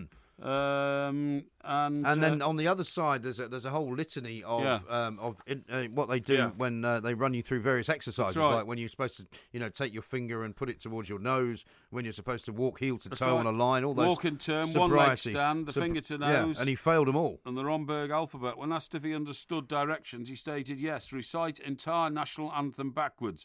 After several times explaining instructions, he completed the task correctly, but it took him 3 or 4 occasions to complete it. Reciting the national anthem backwards is quite hard to do. I don't think I'd be able to do that if I was sober. No, I don't think I would either. God save our gracious Queen. How can you do that backwards? God save our gracious... Can you even do that backwards? God save our gracious Queen. So you would go Queen, gracious... Save God. Yeah. Yeah, that's hard to do, isn't it? It's quite hard to do. Anyway, that's all very well. Now... what do you mean it's all very well? Well, I mean, he's a famous man, and... Well, it's not all very well for him. It's not very well for him, I agree. We'll find out exactly how it's not going to be well. Yes. Not well. We're going to talk to our expert over there, aren't we, in a minute. Yes. Now then, talking about famous people, right. Yeah. Now, I just don't... There's some mystery going on here in the life of one of our most popular and favoured entertainers, and that's Elton John. Yes. Without a shadow of a doubt, What do you mean when you say something weird? Well... You know, I saw a big interview with Rod Stewart, Sir Rod Stewart, I should add, obviously, at the weekend, and he was talking about the preparations for Isle of Wight. Yes. Remember when we went with him up to Scotland, and he said, we're flying to the Isle of Wight in a 19-seater helicopter? Yes, he ddid. I thought it was odd that he said it was actually 19 seats, but he put in this piece I read, it is a 19-seater helicopter. Well, it's a Sikorsky, I think. It's a Sikorsky, and I think he's taken the whole of the Stewart clan with him, because obviously a very proud day. He's taking his 2 boys, and I kind of, that's absolutely great. So he's headlining at the Isle of Wight Festival. Right, no problem. Yeah, which is what? Is it in June sometime? I think it's in a week's time. Right. I think it's around about the same time as the general election or the weekend after. Which we are, by the way, if anybody doesn't know this, if they haven't followed it on Twitter, we will be doing an overnight special on the night of the election. So you don't want to go anywhere, you want to listen to it here. You do want to listen to it here because it'll be fascinating, honestly, the way it spills out. Yeah. However... within that piece that I read, he indicated that he and Elton John have been friends for many years and still are. Now, so he's going off to do that, and that will, obviously be the centre stage and all that kind of stuff. Yeah. At the same time, I see an advert in another publication at the weekend. Elton John and his band, the Wonderful Crazy Night Tour, okay? Yeah. Tickets available now. Yeah. And then it lists the venues he's going to. Okay. Now, this is a world superstar who, like Rod Stewart, often has bookings in Las Vegas, on maybe 3 or 4 weeks at a time or something like that, and who could fill, I reckon, a stadium almost anywhere in the world. So why is he doing this tour, which goes to the 3 AAA County Ground Derby? Right. The Abax... that's Derby County's football stadium. Yes, well, that's a stadium, right? Okay. Yeah, but it's Derby. Yeah, but it's still a stadium. But it's Derby. Well, so what? It's a Derby. It's not London or Tokyo or Las Vegas or New York. It's Derby. Well, yeah, but why wouldn't he want to go to Derby? I mean, Derby is a catch-all area for the East Midlands, isn't it? Right. Another place on this tour. Right. The Abax Stadium, Peterborough. Peterborough's football stadium. Okay. No, I don't get this. This is Elton John. What's he bothering going to Peterborough to do a concert for? Because maybe he's deliberately decided to go to those types of places rather than the big stadiums like, the Etihad or the Emirates or Wembley or anything like that. How about this next one? Maybe it's a better deal. Maybe he's got an eye on the pennies. But he's got a fortune of about I know that. 300 or 400 million No, but quid. you and I know, for example, there are certain venues that charge more money than others. Sure. Maybe because he's, I know people have said this about Sir Rod Stewart as well, that, you get to be as famous and as successful as these guys because you go, well, hang on, I'm not going to get ripped off. Yeah. And if you want to play at Wembley, I wouldn't be surprised that they charge you an awful lot more money than they do at Peterborough. Yeah, but there's an awful lot more people there, and they pay an awful lot more for the privilege of sitting in Wembley. But maybe he feels he's not absolutely at his peak anymore, and so he wants to play a slightly smaller stadium. So he moves on from there to the Select Security Stadium, Widnes. No, seriously. No, I know. Seriously. I know. Right, so you and I... Actually, I take my hat off to him for doing it. That's what I say. So hang on. So you and I just happened to be working up in the northwest of England. We're doing some porky scratchings work in Wigan. Yeah, right. We're making our way back to Manchester, something like that. We say, let's stop off in Widnes. Yeah. And then as we're having a pint of beer in a bar in Widnes, some guy says, do you want to buy a couple of tickets for the Elton John concert tonight? We said, well, we're not going back to London till later. No, he's here in Widnes tonight. No, I like that. I like it. You're having me on. Yeah. Elton John in Widnes. What's he doing in Widnes? Well, maybe he just feels like he wants to play places he's never been. But he's never played before. Here's the real cracker. I remember when he played Dodger Stadium in LA. Exactly. Remember? That famous sort of film. You can see the film. Of course, of him all dressed up in the stars and stripes and everything. Yeah. Massive stadium, baseball stadium for the LA Dodgers. Yeah, but here's where the tour ends, right? The Excelsior Stadium, Airdrie. Airdrie. Well, now you really are scraping the barrel. That's what I'm saying. Why would Elton John and pitch up in Airdrie? I'm allowed to say that because I know about Airdrie. Yeah. But maybe there must be a reason, right? Presumably all of these stadiums have got a specific Glasgow, number. Edinburgh, No, but hang on. Aberdeen. How about this for a thought? Maybe all of these stadiums have something in common, which is not just that they're all in sort of unlikely places for Elton John to go. They're all in the most unfashionable towns in Britain. But that's not a bad thing. I think maybe it's more about the numbers that they hold. Yeah. Maybe they all hold something like, say, 25,000, and that's the kind of size of a stadium he wants. Is that possible? No, I think that's very unlikely. Why? Well, because 25,000 people from Widnes are not going to go to an Elton John concert. No, but you'll get 25,000 people in Widnes don't bother going to see the local rugby team. No, but you'll get people from Liverpool, from Manchester, from Leeds, from Sheffield going to Widnes, won't you? No. Why not? Well, because the point is, because he's also doing Ewood Park, Blackburn, right, the week before, which is in Park, you mean? Ewood Park, which is the northwest of England. Yeah. He's doing Leeds, right. And I just don't get it. I just don't get how. No, I think he's obviously targeted these places because they've got the right size of venue. Well, that's obviously what he's done. You say so, but I mean, I just find it absolutely bizarre, utterly bizarre. I don't know why you do. I think you're being slightly disingenuous to all of these places. No, I'm not being disingenuous. Suggesting that they're all kind of horrible places that nobody like him as a superstar should ever go. No, I'm not. All I'm saying is that Widnes is not exactly the rock and roll capital of Europe. But for example, you will have seen... Or even the northwest of England. People have been in the past... Or even Lancashire. No, but people in the past have gone to play Nebworth, right, which is outside of London. It's not necessarily... Yeah, but that's a huge festival, international festival. Yeah. Widnes is not an internationally recognised venue for rock superstars. Well, yeah, well, maybe I think now... it's absolutely bizarre. Well, now maybe it will be. And, for example, the Milton Keynes Bowl, people have gone to play there, which is also not a place you would think is particularly famous for rock stars. I quite like the idea that he's doing it. I think he's maybe trying to be a man of the people. I think it's absolutely bizarre.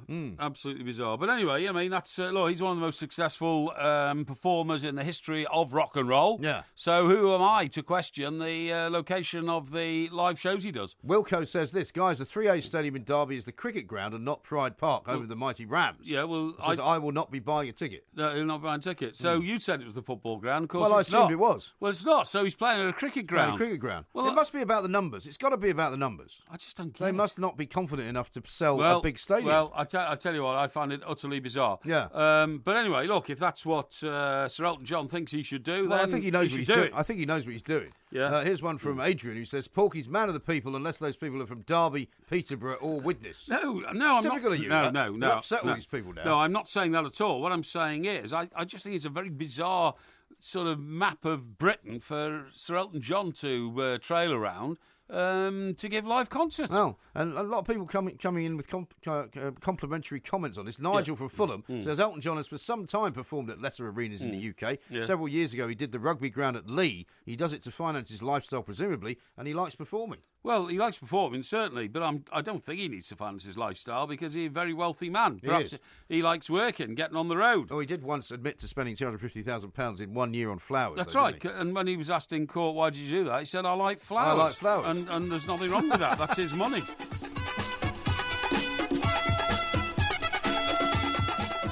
Now, I've got an invitation today to go and see the Titanic Visitor Centre in Belfast. Oh, right. I'm told that's quite a good place to go. I'm told it's brilliant. Belfast. Belfast. I've never met a Belfast. And, of course, you'd have to go to Belfast first to go and see it. But, it's a two-pronged fork, really, because apparently it's a very, very popular visitor centre. Yeah. But it does illustrate, perhaps, the demise of the Holland and Wolff shipyard, upon which it's based, of course, which built the Titanic. Yeah, but apparently the whole area around where they've now built this Titanic museum has been reclaimed in the same way that sort of, Canary Wharf reclaimed Docklands for lots and lots of businesses. Do you know what they want to develop it as? I'm told they want to start making films there. I mean, really make it like the new location in Europe where you go and make all your films with big film studios. Like new sort of Pinewood and all that kind of stuff. But anyway, listen, so having received that, I thought I will do research in my journals on the latest Titanic because, of course, you came up with this mad theory last year sometime that there was a fire burning on the Titanic. It was not my mad theory. It was a theory, and in fact, not so much a theory as a statement of fact by people who investigated what happened. Yeah. That the coal that was stored in the hold to fire the boilers, obviously, and that drove the engines of the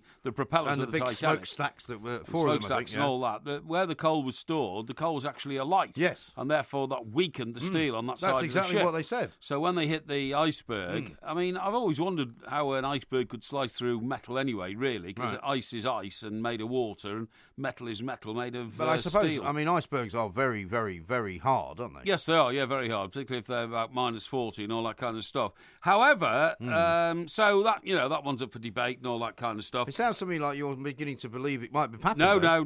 The way you described it. No, what I'm saying is that's the theory. Whether the theory was ever put into practice, I don't know. However, I have found another possible cause of the Titanic sinking. Why are you speaking like Winston Churchill?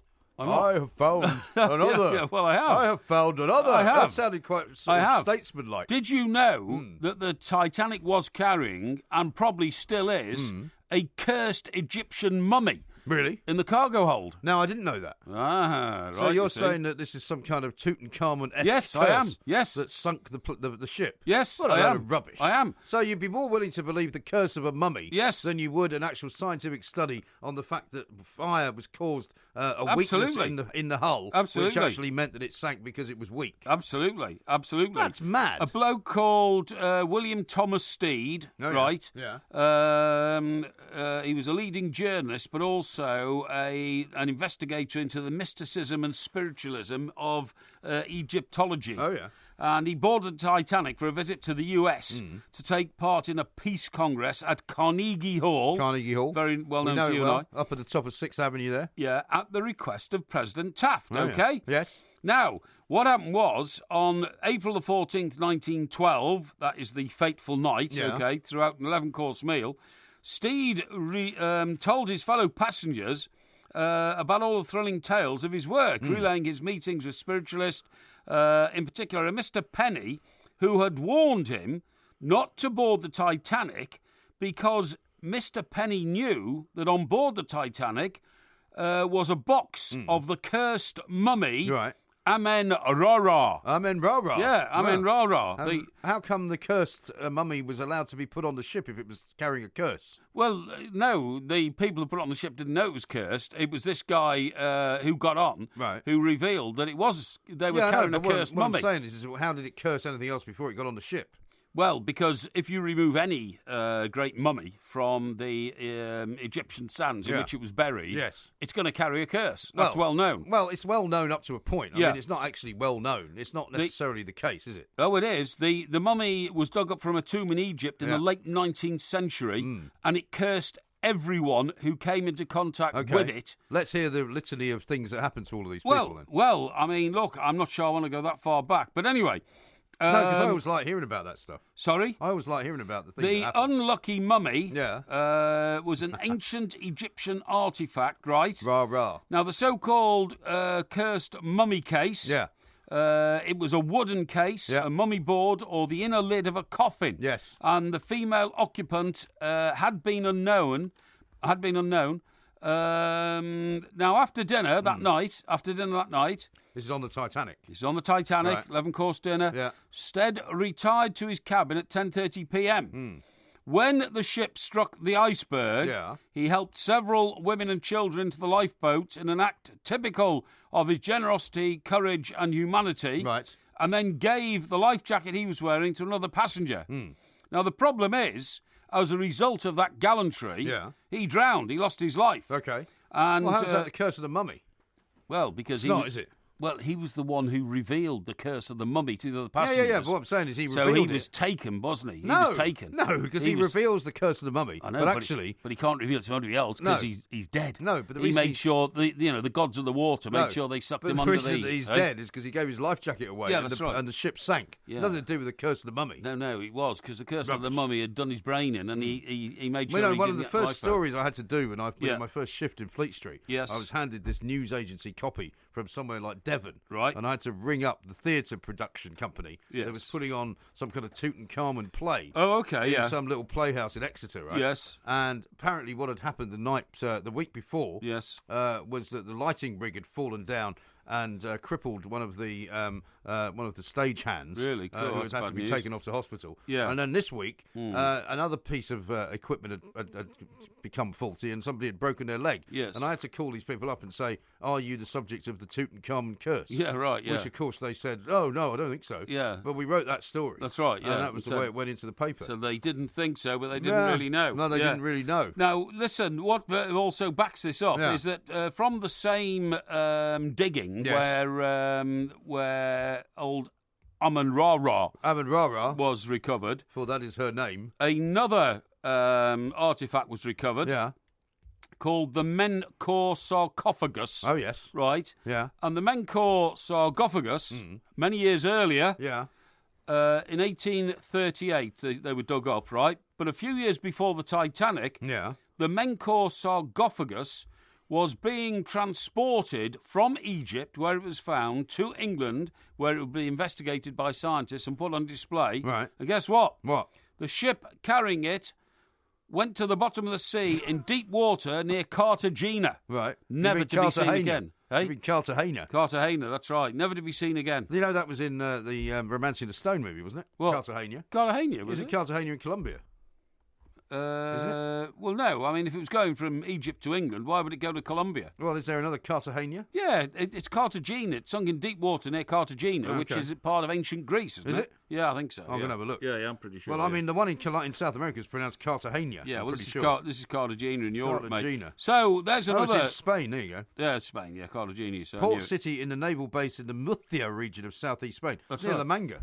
Near La Manga, that's right. Yeah, well, I mean, the curse of the old mummies got that as well. So that's another great reason why the Titanic may have sunk. Rubbish talked about the curse of the mummies. I mean, you must have been to the British Museum, right? Yes. And you've seen as I used to call them as a child, the mummy cases. The mummy cases. Where the mummies are lying in state, if you like, and you can look inside. Yes. And it's fascinating. It is, yeah. But I don't believe for a minute that there's anything to do with a curse. And if you look at all the Tutankhamun curses that people are supposed to have suffered from, there's quite an easily identifiable explanation for every single death. Usually they will have released some sort of a spore that had been contained for 2,000 years. It's like why the white man killed off the Native Americans. They took diseases to America they didn't previously know. But I mean, the curse of Tutankhamun is all about people not just dying from diseases, but dying in sort of mysterious circumstances. But they don't all die in mysterious circumstances, really. They just die. Yeah, well, they die. Yeah, that's right. Yeah, but I mean, they will have got cancers and things from all the the weird spores and things inside the.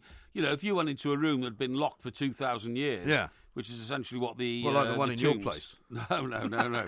Which is essentially what the tombs were. Right. Then you would find yourself pretty susceptible to. I would be quite freaked out. I think. To the mange. Have you been the what? The mange. The mange. Yeah. What is that? Well, that's like a disease. Is it? Yeah. You mean the mange? No. The mange. The mange. Yeah. I mean, I've never been to the Valley of the Kings in Egypt. Right? Have you been there?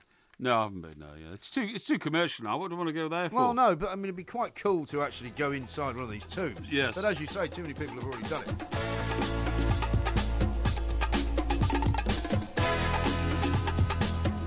Now, Neil has sent us a great picture. 10-4 rubber duck. He said, "This is my road train," and he's in Saskatchewan.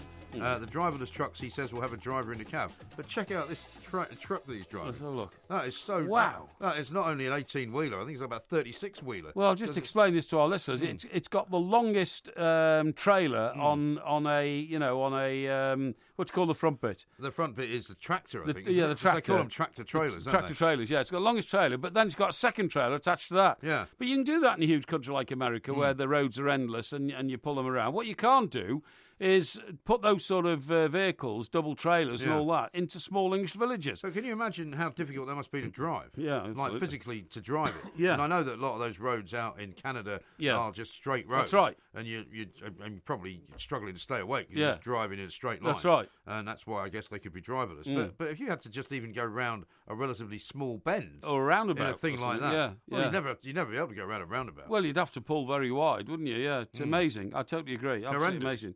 That was a great record. That I said, let those truckers roll. Uh-huh. Oh no, I said, hit that slammer down or something. What they call the gas pedal? They hit the hammer. Is it the hammer? Yeah, put that hammer down, 'cause we got a great big convoy burning through the night. Thank yes, you. we got a great big convoy. Ain't it a beautiful sight? Wonder what the name of that guy was who sung that. Yeah, no idea. Yeah. Patrick says, why am I not surprised to hear that Porky's camera is in his head, considering there's nothing else in there? That's a bit harsh, isn't it? That is a bit harsh. Yeah, How about this from William? Knew hundreds of people who had Citizens Band Radio, CB, Yeah. supposed to have a licence costing 10 quid. Nobody ever got one. Yeah, Right. because people had them in their sheds, They didn't they? did, yeah. And it wasn't just like the... I mean, in fact, I seem to remember, and I don't know whether you remember this, Yes. but you may, that there was sort of nefarious things going on that was organised on CB Right, Radio. right. That, people... I seem to remember stories being written Yeah. back in the kind of, 80s. Right. That people who had these CB radios were arranging all sorts of, illicit liaisons. Yeah, I see. In garden sheds all over Yeah, the place. garden sheds, yeah. Truckers would come to certain places because they'd know where to go. And it was all in code and nobody knew what was going on. I had a pal at the Birmingham Mail when I worked in Birmingham, and I used to sort of work on the news desk there before going to London. His name was Barry, and he was a really nice lad. He was a real black country boy, from Sandwell, All right. something like that. But a really nice lad, really energetic and all that. And he was into this CB, Right. and he lived like out in Warwickshire. A lot of people in Birmingham do. Right. And every night when he drove home on his CB radio, he was talking to a farmer who had one in his tractor. Right. So the monotony of ploughing a field, you see what I mean? What yeah. you just said about lorry drivers, of driving up and down. This guy had his radio on all the time. So could you listen on a band and listen to all the other people talking? I suppose you could, right? I've no idea how it works, but all I know is Barry's saying, I was talking to the farmer last night. He was telling me about the price of corn and, how the potato crops failed and all this kind of stuff. And so for this 15 minutes when he's in this part of the country, just before he got home, he was in touch with the farmer. He was in a field about 4 miles away, ploughing his field. And it used to be like a pretty good... community. It was called community band radio because you had to be quite close to each other, didn't you? That's right. Yeah. So I think you were on a particular wavelength, so you could listen in to what other people were doing if you wished to. Well, we had a chap here once, and he's not here anymore because I'm afraid he went. What's the word? He went bad. Bad. Really? You know what I'm talking about? Well, it could be a number of ways of going bad. No, there was financial implications, all sorts of things, yeah. Now, he lived, funny enough, he was a Midlander as well. Oh, yeah. And, I got to know him because I know what you're talking about. Yeah, we went on a few jobs together around, actually, quite a lot of jobs together. We used to follow England around on a sponsorship with the Nationwide Building Society, so we always went with him, and he always came and set stuff up and all that kind of stuff. But... He was a mad fanatic ham radio operator, which is the same sort of thing. Similar thing, yeah. Similar sort of thing. And for years, when he was a kid, from the age of about 12 or 13, he would go down to a shed at the bottom of his garden, and then almost like a telescope, he would open this flap in the roof of the shed. Oh, yeah. And he would very James Bond-esque. Very James Bond-esque. Yeah. And he would wind out this aerial. Yeah. Right? This huge aerial. It got up to about like 30 feet. Really? And all the neighbours hated it, apparently. I was going to say, it's a bit sort of obvious, isn't it? Very intrusive and all that kind of stuff. And then he'd sit in the... excuse me. Then he'd sit in the shed and he would talk to people all over the world on his ham radio. Right. What about? Well, God knows. Now, when he used to go on holiday, he used to go and stay with these people he'd contacted on ham radio, but he'd never met them. Right. He didn't know what they were all about. Yeah. He didn't know what their social standing was or anything like that, Right. I suppose it was a sort of very early version of, I don't know, being on a forum with people where that's right, you learn that you might have certain things in common, and then at some point or other you might decide you want to meet each other and talk about it. Yeah, exactly, exactly. And the conclusion to all that is that I think actually these people who do it all the time are somewhat saddos. Yes. In the sense that they're looking for somebody to talk to, don't quite care who it is. No, indeed. You know what I mean? I think that might be true. Yeah. Mike says this: a boat in the Thames that could blow up and be worse than the bomb on Nagasaki. That guy's certifiable. I thought about that later. It wouldn't be worse than the bomb on Nagasaki, it would be. obviously. No. But what I'm saying is it would cause a terrific explosion. A bit of devastation. Yes, it would, yeah. I'm sure. Yes. And Peter says, I've seen goat yoga, and I reckon it's the kind of thing that happens when a species, i.e. us, not goats, has reached near terminal boredom. That might be true. Well, it could be true. That you finally come up with something that they've had to do. Yeah. And David says, I agree with Porky. I've had a gutful. Ban all talk of Wenger for the next month at least. Oh, absolutely. I don't mind that. I mean, he's still there. He's not my club anyway, but God, the debate's been going on for at least 6 months now. Yeah. And probably 6 years. Yeah, but on this particular contract. Yeah. So I don't want to know, honestly. Just forget it. You know, I'm going to... Okay. I've got the slightest interest in that at all. Got an answer for you here. David says C.W. McCall sang the song Convoy. Oh, did he? Yeah. C.W. McCall, I'll see if we can find it, maybe. I said, put that hammer down. Yeah. Because we got a great big convoy. Yeah, all right. I don't want you to sing it. I want him to sing it. We'll find it. Got a great we'll find big it. convoy. Heaven's sake. Oh, what a beautiful sight. Across the UK, online and on DAB. The best of the two mics on Talk Radio. We'll get you talking. It was the dark of the moon on the 6th of June in a Kenworth pulling logs. Cab over Pete with a reefer on and a Jimmy hauling hogs. We is heading for Bear on I-10 about a mile out of Shaky Town. I says, Pigpen, this here's a rubber duck and I'm about to put the hammer down. 'Cause we got a little old convoy rocking through the night. Yeah, we got a little old convoy, ain't she a beautiful sight? What year was this, direction? The movie was 79. So it must have been a bit earlier than that. Oh, much earlier. That record came. I remember I was playing five-a-side for the Chester Chronicle one night in a bitingly cold D-side where Michael Owen used to play. Okay. And some years before him, though. Oh, yeah, some years before him. So that must have been 75. Yeah. Or 76. Yes, I think you're probably right. 75, 76. Yeah. And the reason I remember is one of the senior lads at the Chester Chronicle, who was in the advertising department, had a Chronicle company car, which was a Hillman Hunter, which was quite a flash car. That was quite a flash car. Had a bit of a fast back look to it. Yeah, that's right. It did, yeah. And what happened was we got in the car to get back to Chester to have a drink after this freezing cold night of playing five-a-side, and that record was on the radio. On the radio. You know, and I remember thinking, what a strange record. You never actually bought it, though, did you? No, I never bought Thank it. God for that. No. To me, it was one of those kind of novelty records, really. Do you think, talking about records, by the way, because because we talked the other night about Ed Sheeran having 16 positions in the top 20 in American, all that kind of stuff. Wouldn't you like, if somebody said to you, look, this new bar's opening in town, and its unique feature is it's got a jukebox. I would go to that pub. Would you? I love jukeboxes. Not particularly, no. I love jukeboxes. No. I mean, if you go to America, you can still go to diners where they have the jukebox, not the big jukebox by the door, but the slide the thing side one where you can sit at a table and pick a song. That's right, yes. They still have that. Yes, that's right, yeah. Well, in New York City, there were loads of pubs with jukeboxes. There were, yeah. You know the Brick Cafe we used to go to down at the end of your street? Yeah, the Bank Cafe. Bank Cafe, that's right. They had a fantastic jukebox. Did they? I don't remember the one in there. Yeah, they did, yeah.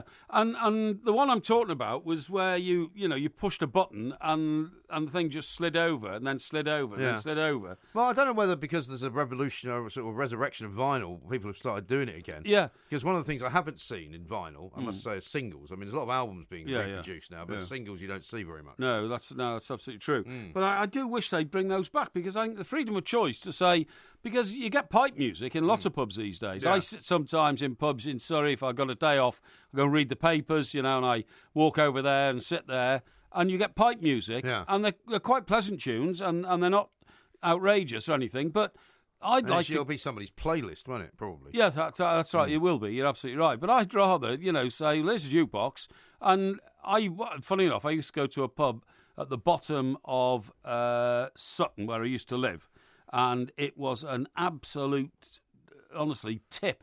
It was one of those pubs where every Friday and Saturday night, the hard metal greaser bands, used to ride around on motorbikes and these, rambling old trucks used to turn up, get all their gear out, get onto a rackety old stage and just, play as loud music as you could. That's what they did Friday and Saturday. For the rest of the week, place was almost deserted because there was no furniture in it. It was hopeless. But what it had was this magnificent jukebox. Yeah. So I would sometimes walk down there, and the minute I walked in, they said, we know what you're after and all that. I would order a couple of glasses of wine, which came out of a 1 litre bottle of wine bought at Tesco's or somewhere. They just held it behind the bar? They just held it behind the bar, and I'd go, sit over in the corner, and I'd say, you all right? I said, yeah, just do a shout, you want another one? And then they knew what I was going to do, and I'd go up to the jukebox, and I'd put on 20 Beatles records. Right. And that was it. And the great thing about it was, Wasn't it playing when you got there, though? Sorry? Wasn't it playing when you got there? No, it wasn't. So this is the whole point. Yeah. So, but the great thing about it was, sometimes you can get frustrated because you might put your collection of 6 on, but then somebody else comes in and somebody else gets president. Yes. No, on this one, when you put your 20 records on, all 20 got played before anybody else. Bonkers. Well, it did. People used to complain. Yeah. I used to tell them to push off. Right. I said, well, you should have got here earlier. It's a pleasant pack character. Yeah, you should have got here earlier, mate. One guy, not the Beatles again. I said, yeah, the Beatles. And I said, what do you do for a job? People listening to this show. No, I said, I remember this guy distinctly. I said, what do you do for a job, mate? Right. He said, I'm a window cleaner. I said, a window cleaner? I said, a window cleaner? I said, that's about the least talent in the world you need is to be a window cleaner. That's very hard. And I said, and what you're listening to here are 4 of the genii of the second half of the 20th You're century. Lucky he didn't stick his ladder somewhere it would have hurt. He was quite old, actually. So you were just being horrible to a guy because you knew he wasn't going to be able to fight back. Yeah, that's about it, yeah. Shocking. And I said, you take your ladder, mate, and you shove it. I said, because, next time you complain about this, I'll have you thrown out.